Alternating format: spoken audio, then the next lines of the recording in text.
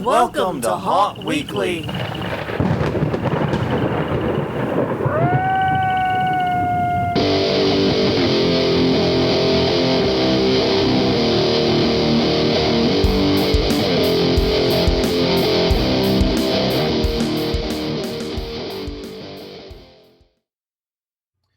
Hello, everyone. I'm Jonathan. I'm Crystal. And this is Haunt Weekly, a weekly podcast for the haunted attraction entertainment community. Whether you're an actor, owner, or just plain aficionado, we aim to be a podcast for you, though I feel like we're losing some of that weekly cred lately. Yes, we picked the worst time of year to try to move our date. Yeah. We really should have thought this through and did it in the new year. We should have, but we didn't. Well, we did. I think Friday's still going to work long term, but because usually with your job and my job, Friday's the slackiest of the days. Yeah. And that gives us the most time to record and get things up. But this week it did not work out that way, since we are literally recording this before we head out for a trip. Yes. Gonna go see some grandbabies. Mm-hmm. Or a grandbaby, actually. There are multiple babies. There's just one. But still, one is plenty. One's enough. One is more than I've got.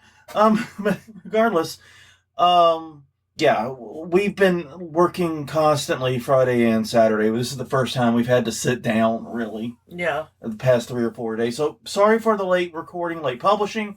By the time you hear this, we will probably be on the road already. Mm-hmm. So, yeah, just don't expect quick responses to anything.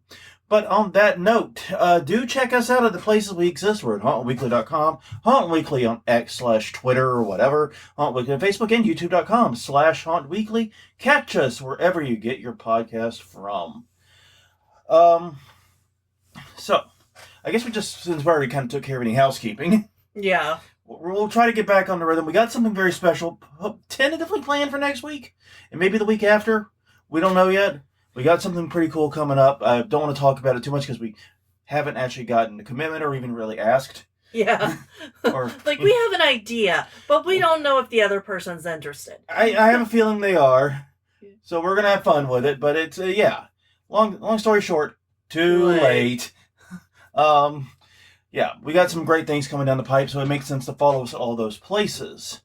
Now, speaking of social media, every week we ask a question of the week, and last week we asked you, what is the best haunt-related sale item or bargain you got? And some of y'all some lucky motherfuckers. That's what I'm no kidding. Christian Risto's one of those. Got a compression tunnel and vortex tunnel together for $1,000. And either one of those alone usually costs multiple thousands of dollars. So, yes. I have seen some very creative compression tunnels from people who were doing it on the cheap, whatever. But yeah, getting your hands on an actual real compression tunnel and an actual real vertigo tunnel are impressive. Greg Packard got a driveway full of Bucky bones for free. Yeah. Whew. That's interesting. I'm very curious about the unit of measure of driveway, though. Yeah, well, so I know that I saw, broken skeleton pieces for free, but I saw them after they had already been claimed in our area. So but that sounds like something that could have been similar. Yeah, true. All right, next up. All right, Joe Singletary. It's a toss-up between two really cool items. The CPR dummies, 2 adult, 2 infant, I got for free from the volunteer fire department. I know how much those cost because I helped order all of that stuff for the sim lab. That's an amazing deal. At a university. Yeah. And the surplus sonogram machine I bought for $20 at a thrift store. Man, our thrift stores don't have that kind of shit. No, they do not. Occasionally I'll find some cool stuff on GovBids or whatever it is. The auction site. Yeah. The problem with GovBids for us is they're never here. Nope. They're usually actually in Baton Rouge at the closest. I mean, it makes sense, government town, that totally tracks, right? But yeah, like, we'll see things on there and it's like, oh, you've got to go to like fucking Monroe or Memphis or some shit to pick it up. And yeah, it's really great that I can get this trailer for like $50 or whatever. Yeah. Hauling trailer, but I ain't going to fucking Memphis for it. And finally this week, 3 full-size skeleton bodies for $275. That's about $85 a piece. That's a hell of a deal. I mean, the silicone alone is worth more than that. Yeah. So, yeah, he got a heck of a deal there as well. All right, well, this week's question of the week, given the time of the year we're putting this out in, the question is simple. How do you keep spooky season alive during the holidays? Do you revel in the more spooky holiday traditions like Krampus or the, the horse? Merriwood. Thank you. It was right on the tip of my tongue, and I was like, Mary had a little lamb. Mary. No. But yeah, something like that. Or do you have something else you do? Let us know. HauntWeekly.com, HauntWeekly on X/Twitter, HauntWeekly on Facebook, and YouTube.com/HauntWeekly. Please share your thoughts there. For us, I think the main thing we do is the anti-Christmas music list. Yeah. Which we're going to share out sometime on social media over the next week. We've been kind of pecking at it all season. And I need to do some last-minute reordering, I think. But, yeah, that has a lot of horror-themed elements to it. Yeah. Yeah, it's like, I really do love the Set It Off one this Christmas. Oh, yeah. Burn It to the Ground. Jean LaJoie's Cold-Blooded Christmas. Mm-hmm. You know, so there's a fair amount of horror in that list. And it keeps the spooky season going for us. Anything else we do? No. Okay. Well, on that note, it is an episode divisible by 2. That means it's time to do the conference reminders. You mean divisible by 4? 4. No, divisible by 4 is news. Conference reminders on the evens. You haven't worded it like that before. Throwing me off. There's a reason you have me do Duolingo math for you, isn't there? Teasing. Oh, I'm in danger. Anyway, I love you. But on that note, it is time to do conference reminders. And coming up January 13th to the 15th in Las Vegas, Nevada, at the World Market Center, it is Halloween and Party Expo. Hundreds of vendors. You must have a qualified business to attend. It is not open to the public, but if you have access to it, it can be a great way to get a heads up on what's coming for Halloween. HalloweenPartyExpo.com for more information. February 27th through March 2nd, it's Transworld's Halloween and Attraction Show in St. Louis, Missouri at the America Center. No details as of yet, but as soon as they become available, they'll be at HaShow.com, HAA. Yeah, all of the Transworld conferences are kind of skint on details right now, at least on their website. After that, April 4th through the 6th, it's April Ghouls in Athens, Georgia at the Southern Brewing Company. There will be a haunted trail for you to go take. There'll be bands, vendors, and more. You can learn all the details at hauntfest.net. April 24th through the 27th, it's East Coast Haunters Convention in Oaks, in Pennsylvania, at the Greater Philadelphia Expo Center. Info is still pending. It's going to be paired with the East Coast Christmas Show and EastCoastHauntersConvention.com for more info. Yeah, it really sounds like the Transworld people are trying to turn the East Coast Haunters Convention into Transworld Light or Transworld 2.0. I don't know. Yeah. But they're pairing it with an all-new Christmas show. But that's all the details we have. Because like I said, the sites for the Transworld events are pretty limited right now. Kind of has me a little bit antsy. But while we're on the discussion of conferences, there are 2 conference-related notes I want to go over. First, we mentioned this when the announcement came out, but now we're getting to mention it more formally. Both HauntCon and Fear Expo are no more. The individuals who run them since 2022 have cited health reasons and said they just don't have the capacity to run these events, so they're shutting them down. This is obviously a blow to the industry. I know that especially like Fear Expo was divisive among a lot of people for a myriad of reasons, but we need competition in this space. We need more. We're a big enough industry, especially people-wise, that we can sustain multiple large conferences. Yeah. And so I'd really like to see more non-Transworld related events on the conference reminders. That would be nice. And it's nothing necessarily against Transworld. It's just we need that competition. We need that variety, that option. And that, to me, is a big deal. But we do have some good conference news. Exactly. Haunters Against Hate, the event, is coming back. Yay! It will be August 8th through the 10th in Crown Plaza in Louisville, Kentucky. There are no details yet other than the dates. Literally all we have is an image shared on social media. Yes, we'll let you know more once we know more. Yes, I'm excited about it. We did the second one. Mm-hmm. I really loved it. Got to meet Judith O'Day and hang out with some wonderful, wonderful people. It was a very good conference. Louisville is kind of weird for travel. Mm-hmm. It's kind of strange getting there. But nonetheless, it was a great conference, and I'm excited to see that it is coming back. Yeah. All right. Well, as I mentioned before, this is an episode of Visible by 4. That means it's time to do the news. Sorry for messing with you, sweetheart. I love you very much. But no. So, this episode might be a little bit on the short side. A, there's not a lot of news stories. Right, and B, we are trying our best to get out of here by 7. By 7:30 at the latest. Yeah. So, yeah. So, if we do come up a little bit short time-wise, just take it as an early dismissal. Yeah. Move on. But anyways, we do have one big piece of news, and that is Disneyland's Haunted Mansion will be reopening on January the 18th. And that is great news. This is an article by Kelly Coffey Barons at Game Rant. Basically, they closed the Haunted Mansion in Disneyland being the California one. In August 2023, they were planning an overhaul and some upgrades. They did reopen the ride and its holiday theme, both in 2023 and 2024. So Right. It's been open. It's open right now, but it's in the holiday mode. But the original actual attraction, as it is intended to be, has been closed since August 2023. And what we know now is that the holiday version will close on January 7th. And scant 11 days later, on January 18th, it will reopen as the Haunted Mansion.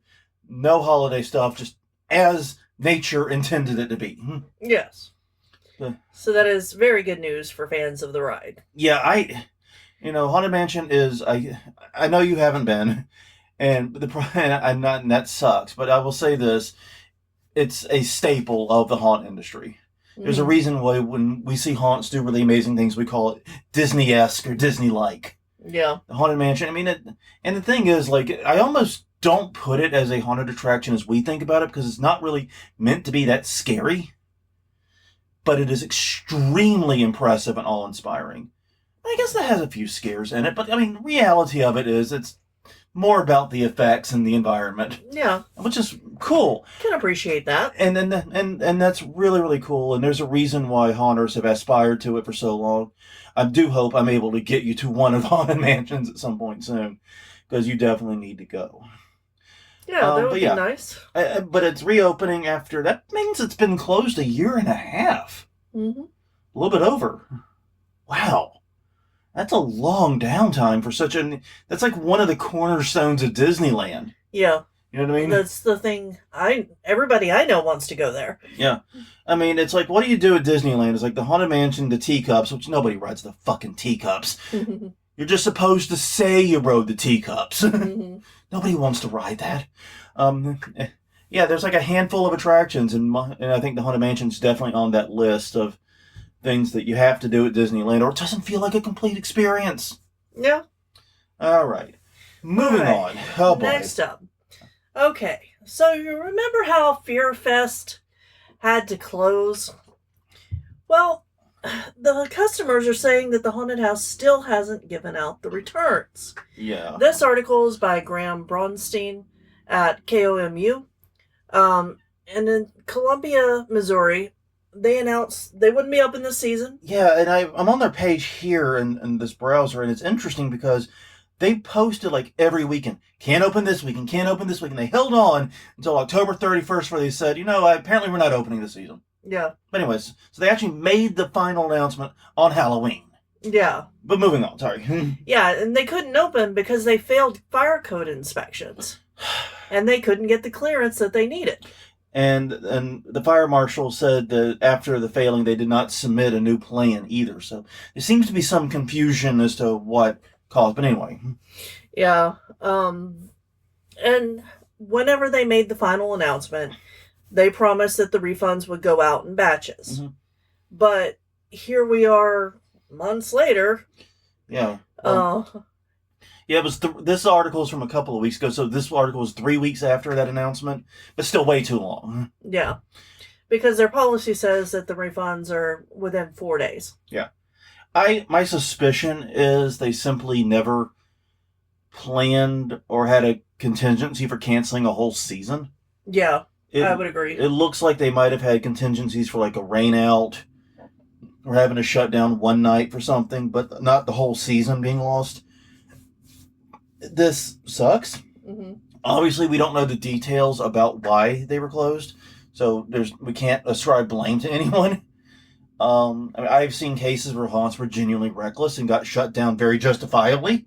Yeah. By fire marshals, and I've seen overzealous fire marshals who just don't like or understand haunted houses, and so I don't know. I'm not going to give blame. I don't know the details, but not being able to process those refunds after 21 plus days, and the article, predictably enough, they actually talked to a lawyer who's an expert in this particular area about what can those customers do. One customer they interviewed paid $250 for a ticket package. And has not seen hide nor hair of that money. Wow. That's insane. That's a lot of money. Granted, that's about what we paid to go to Exiled. Right. But, this is just tragic. And I've been saying this for years, and I know it's never going to happen.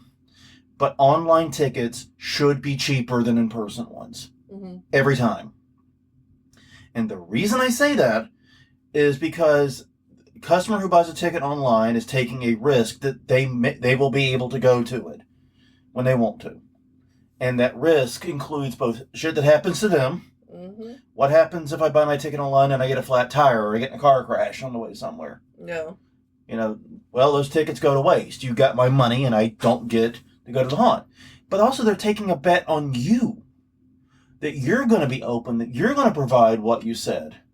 And it looks like this type of thing burns customers and makes them not want to buy tickets online, mm-hmm. when that is ostensibly a good thing for haunts.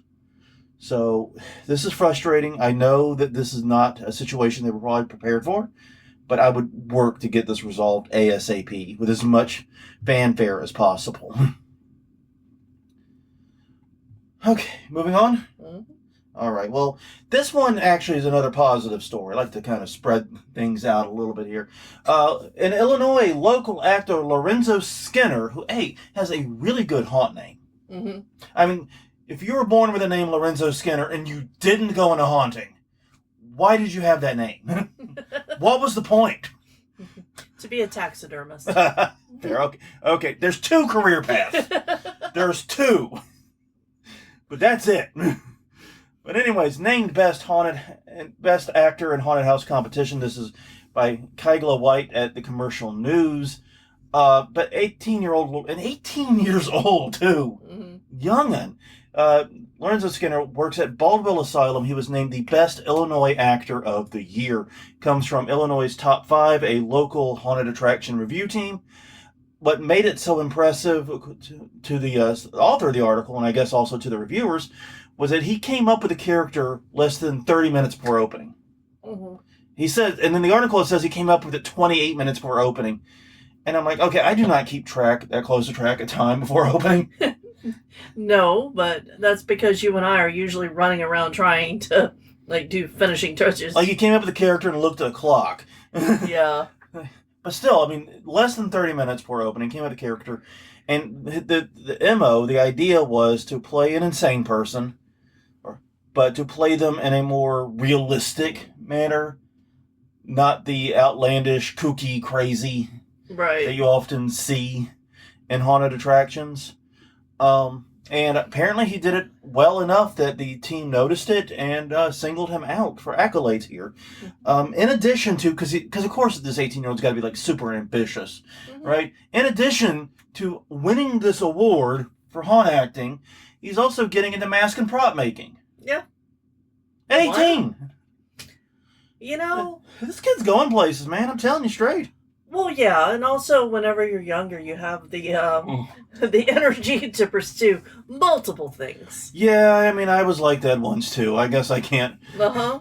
say it too much, but yeah. So this kid's very busy. This is a name I think we should be watching out for. The industry, Illinois, is a big haunt market, and to already have made this much of an impression at 18. Mm-hmm. Damn, watch out for this kid. Lorenzo Skinner, remember that name. Mm-hmm. You'll be hearing it again, and hopefully for good reasons. Hopefully. Oh, I don't want to get in the age like milk thing. Yeah. I just decided I can't say you're going to hear nothing but good things about this person because we keep hearing bad things about people. Yeah. Sorry, Lorenzo, but you did nothing wrong. It's other adults. All right, moving on up. Save Dr. Giggle's House of Pain, a community staple and beacon of support. This is a petition on change.org. They are located in Chestermere, Alberta. Chestermere? I don't know. That doesn't matter. Go. Chestermere, Alberta, Canada. And they're facing a forced move. They've operated out of their location for over 15 years. Well, no, the haunt started in their driveway. Right. They were a home haunt. And then it got too big, and there were municipal issues, as the article put it. Uh-huh. So they moved and have been in the building behind the recreation center for the last 2 years. Mm-hmm. But they've been at it 17 years. This is not... Yeah. Yeah, I saw in the article where they had been doing it for 17 years. But yeah, so this is just a call to help people, if you've ever been by, to go and sign the petition to try to get the city to change its mind. And the thing about this does not appear to be a very big town. No. A handful of signatures, especially from locals, mm-hmm. or even people that are just nearby, can mean a lot in this case. This isn't battling the federal government of Canada or the United States. This is a small town. I think, this is a situation where signatures and a petition might actually do a lot of good. Yeah. So good luck to Mike and Siobhan. Yeah. Carol. Yeah, Coral. Yeah, I don't. Carol. We'll go with Carol. Yeah, and honestly, the photos they have on the Page.org petition look really cool. Mm-hmm. I mean, these guys They do a great job, and I want to see it continue. Yeah. And especially since we don't get to talk about Canada enough. No. We have a disproportionate number of listeners in Canada, but a completely undisproportionate amount of news from Canada. Right. So, to all of our Canadian friends, there's your Canada stories. If you see some in the future, remember to send them to Haunt Weekly. Yeah, they might not come across our feeds organically. Sometimes they just don't do that. Right. All right. This next one was so cool. This actually happened before the last episode, but the previous episode we just had too many stories. Yeah, we were overloaded on that one. And so we didn't get to cover. This is one of the ones I desperately wanted to pick up, though. This is a YouTube video by Ash Millman. If you remember her from What Culture and all that, she was on those channels for a time. Now she's got her own channel doing her own thing. And earlier this year, during October, a UK company called Stormjar put on a one-night horror event. And basically, it took place on a haunted island in Wales. And you and the other visitors went to this island, explored it, you talked to the characters, you got items for your inventory, you tried to solve puzzles, and basically try to unravel the mystery of the supernatural stuff that happens on this island. And the island is an actual historical landmark itself. It has ruins and things on it. And typically speaking, normally, it's very difficult to go there just as a tourist for a visit. So one of the other benefits was this was a chance to see this island, A, at all, Mm-hmm. and B, an opportunity to do this real-life horror experience. And as Ash found out, some of the guests are plants, including her friend. Oh, well, that's fun. Who totally hosed her. Hey, good move. Good. Yeah. I respect that. I respect it. But yeah, it was a very, very interesting video about a different kind of haunt experience. It reminded me a little bit of when we went to that horror haunted house thing in Onyx. Yeah. which was it was such a unique experience. And I don't mean unique in a bad way when I say that. It's very difficult to describe because it was one part theater, one part haunted attraction, one part you get to see historic parts of the castle no one else gets to see. Yeah. And Onyx Castle, for those that don't know, was the castle they filmed the outdoor locations of the first 2 Harry Potter movies. So there's a very good chance you have seen the castle at some point. Right. I have actually, and it was really cool, I've got a photo of me that Crystal took of me just up against the castle, and you can barely see me. I'm like 2 pixels tall in the photo. And the castle just towering over me. It is ginormous. It is ginormous. It is incredible, and it was a lot of fun to go. But yeah, this is a very interesting idea, these one-day horror events, and they are getting ready to do another. They do not have details yet on their site, but on January 16th, they're doing a sleep hunger event. No idea what that's about. But then again, I wouldn't know what the Static Sea is about either. No. That doesn't help you much either.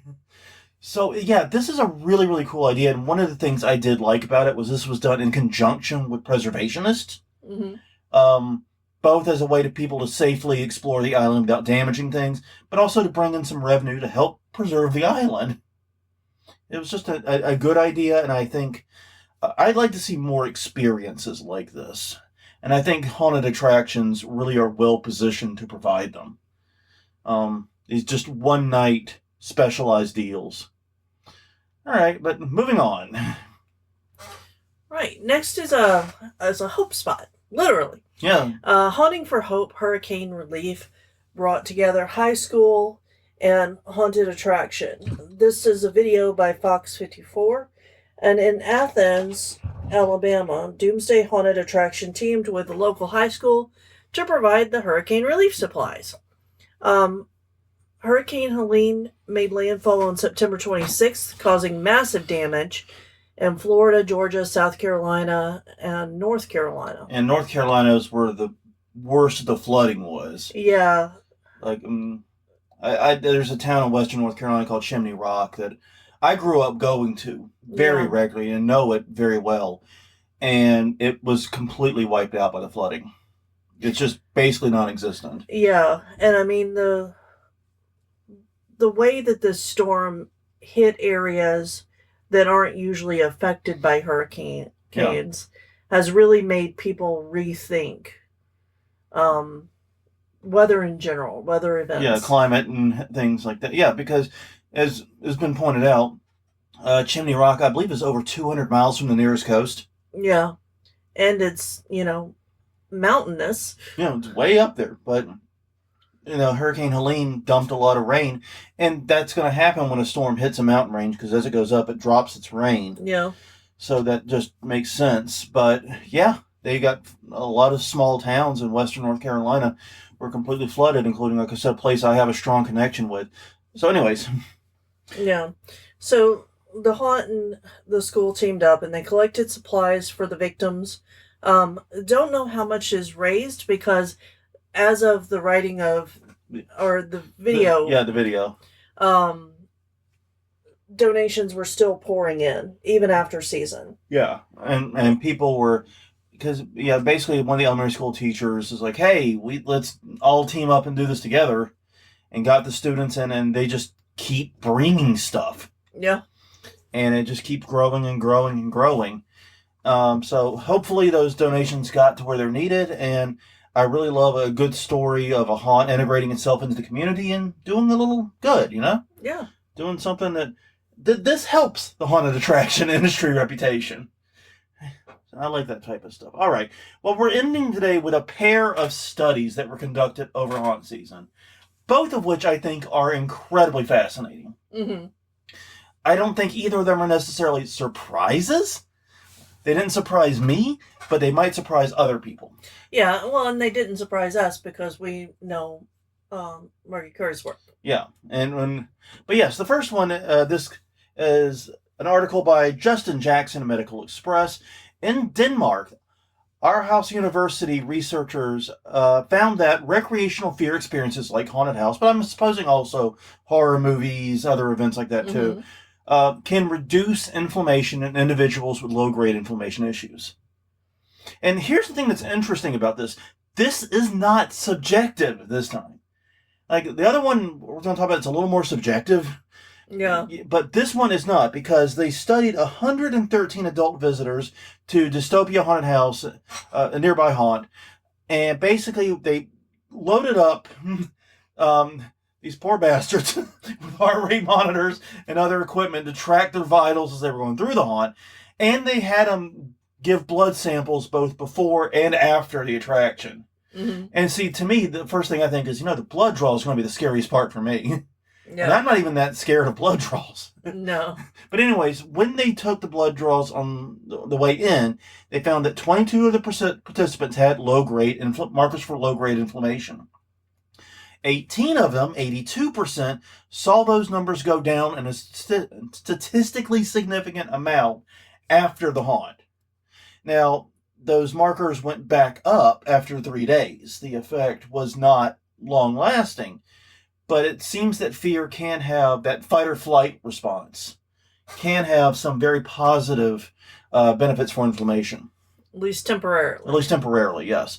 And, that's not a surprise, because fight or flight is all about getting blood to where it needs to be. Right. And inflammation constricts blood. Mm-hmm. So, yeah, if your body is inflaming itself for whatever reason, it's going to deprioritize that and prioritize whatever the fight or flight is about. Mm-hmm. And so, yeah, it makes perfect sense that inflammation would go down if you have a fight or flight response. Yeah, it's interesting, and I wonder, every time I hear a study like this, I wonder, why did they think to do it this way? Yeah. Were they looking for this result, or were they looking for something else, or were they just curious about what the results would be? I think my guess from what sounds like they did, they were looking to see what changes can happen biologically by going through it. Because like I said, they checked heart rate, they checked blood pressure, Yeah. they checked a lot of different things, it seemed like. And so they weren't just testing for inflammation, and I doubt the blood test was just inflammation Oh, yeah, either. no. So my guess is they were looking to see what changes before and after. Yeah, just input all the data and let the data gods decide. Yep. Yeah, I think that's probably what happened. And honestly, kudos to them. This is a very interesting idea. Mm-hmm. And like I said, it makes sense, because everything I know about fight or flight tracks. This makes total sense. But I wouldn't have thought to check for it. No. I never would have thought about this. And so, yeah, if you suffer from mild inflammation, and they did focus on the word mild to minor inflammation pretty heavily here. So if someone with a chronic illness in this space, it may not do as much. But for minor issues, this can provide some temporary relief, it seems. Yeah. And that's really freaking cool. And even though I don't think we're going to see doctors prescribe visits to haunted houses, well, you need to go to 2 House of Shocks and pick. They're not going to do that, but that may lead to treatments that do work over the longer term. Right. Yeah, you just want to see a doctor pull out the RX pad and start prescribing haunt visits. No, just have the tickets in hand already and just say, here you go. Go do this and come back and see me. This is my physical support haunted attraction. Well, yeah, but I'm pretty sure that since they took the blood test, they could see what changed, and those changes could help with solving how to help with mild inflammation. Yeah. And that I think is the goal, is to turn this into other treatments, because exactly. No, doctors aren't going to prescribe haunted house visits. It's seasonal. You only get seasonal temporary relief. Okay. Yeah. Well, the rest of the year you have to watch horror movies. Yeah. Really, really scary ones. Yeah, with traps that your roommate or something set up to actually scare you. Yeah, that's what we should do. We should bribe your roommate or your housemate to just startle you randomly, constantly, set off fireworks behind you or something. Don't do this. No, don't. Don't startle This is not actual recommendations. Do not startle your friends and say, I am helping your inflammation. Uh-huh. Yeah, you're going to get punched just as hard. Just telling you. That's not good for your health. Oh my god. That reminds me of Okay, so I learned when I was a teenager that lightning could strike mirrors and then bounce off. Yeah, makes sense. So I had poppers. The little white Like you things get them from ice cream van, like ice cream trucks, little white things though. Yeah, that you throw on the ground and they pop. Yeah. So I told my mom this as she was doing something crafty in the living room, and then came behind her a couple of minutes later because this was during a giant rainstorm, and she was sitting near a window and a mirror. And I may have thrown one of those on the ground. And now she doesn't believe that it actually happens, that lightning does, do that. It does, but I mean, let's play the odds here. Oh, no, I know. It's just an interesting fact. All right. But anyway. Yeah, it is an interesting fact, and it does actually happen. I mean, so yeah, but obviously the odds of that, it's not something to worry about. No, of course not. I don't think anybody needs to change their life with this information.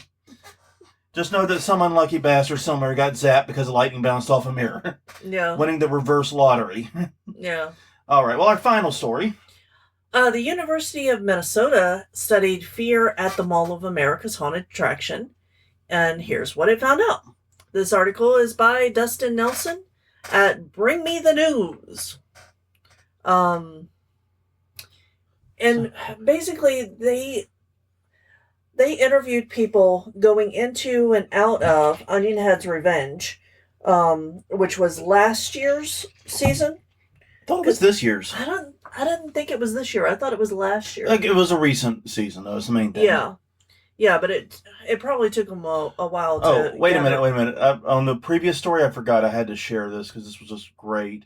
The information about the inflammation was published in the journal Brain Behavior and Immunity. I just love that journal exists. I'm sorry, I had to get that out. Brain Behavior and Immunity. All right. Have fun with that. So back to the other story. Yeah, sorry. Researchers from University of Minnesota asked 300 participants to take a survey before and after experience of going through the house. They found that 73% felt more satisfied with their relationships after the haunt. I'm guessing that some of that, other percentage, they just left them or fed them to the monsters. Yeah. And 77% also felt moderate to high levels of relief. All in all, found good significant sociological and psychological benefits to go into haunted houses. Yeah. Anyone who's read Margie Kerr's work will not be surprised by this at all. No. It is nice to have more data and have the studies replicated, but it seems very clear that these fear-based experiences like haunted houses bring people closer together. Yeah. And some of it is just simply sharing an activity. Yeah. And if you've ever stood outside of a haunted house at the exit side, you could see how people laugh and are jovial with their friends and cutting up. It's always interesting and something I've noticed. And No One Knows Nightmare is a great place to observe this. Because when you're standing in line to go in, you're in the cattle gate system in the gravel lot, you can see the exit. Yeah. Pretty plainly. And in fact, depending on where you are in the line, you're actually kind of right next to the exit. And so you get to see the differences between people as they're standing in line and waiting to go in versus when they come out. And you just hit your nail on the head. People who are standing in line are usually looking at their shoes, playing on their phone, talking a little bit, but not really being very social. Yeah, they're just trying to not be bored. They're just trying to kill the time in line. But when they come out the other side, even the groups that aren't bolting out, they're just laughing and touching one another and hugging and, smiling and actively talking to one another. In fact, one of the things is I have audio processing issues, but I always struggle to hear the people leaving the haunt because they're all just excitedly talking over each other and you can't pick out one person saying anything. Yeah. And meanwhile, I can hear every conversation in the fucking queue line just fine. Oh, yeah. Definitely. So, honestly, this does not surprise me. I am curious about the over 1/4 that did not feel more satisfied. Maybe they weren't impressed with the haunt. Maybe as you noted, their friends were total dicks to them. Yeah. I don't know. It's interesting. It's a good question. But yeah, I still think 3/4 is pretty good odds, though. Yeah. So if your friends aren't radical assholes, you'll probably think better of them after you leave a haunted house. Yeah. And this does actually highlight... Sorry, go ahead. And if not, you know that you need better friends. Yeah. And this does highlight something else we've been talking about, the idea of a haunted attraction as a date night activity. Mm-hmm. You want to get that special someone a little closer to you? Just saying, 73% chance. Yeah. Right? Just saying. You can move the needle. No, it was very, very interesting to see this. And yeah, it doesn't say anything I didn't know, but it's good to have it validated. Yeah. Well, on that note, everyone, we are going to let class out just a few minutes early. Not bad. But on that note, everyone, please, please, please do check out all the places Haunt Weekly exists. We're at hauntweekly.com, Haunt Weekly on X/Twitter, Haunt Weekly on Facebook, and youtube.com/Haunt Weekly. Every episode is available on YouTube. It's a great way to quickly access an episode or search for them, too. Mm-hmm. YouTube's search actually is really good when it comes to our episodes. You can also, of course, find us wherever you get your podcasts from. So, we got to go finish packing. Until next time, I'm Jonathan. I'm Crystal. And we will see you all next week after we get back. See you then.